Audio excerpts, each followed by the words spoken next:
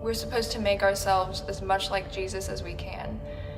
That's what we are as Christians, is we're supposed to be like Christ.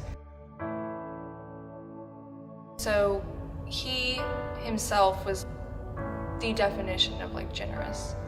And so to be like Christ is to not only be generous, but also to be kind and loving and forgiving and caring and all those characteristics that make him Jesus Christ.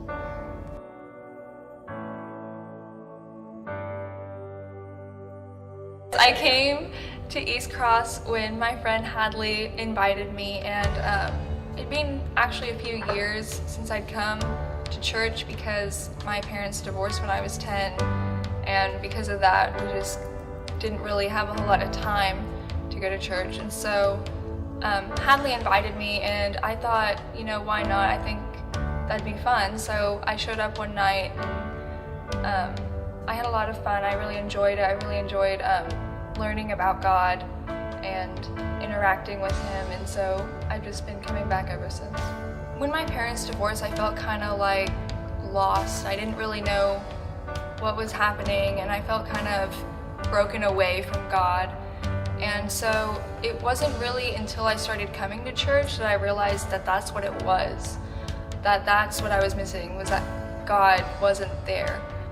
I feel like God's been teaching me a lot about just being able to worship him, like not showing up, even though I haven't been able to show up to church physically because I've just got my job, just being able to worship him mentally. Camp this last summer was actually a really great experience, and there was actually this one night where we were sitting in our small groups, and they're like, how can you grow in your faith with God?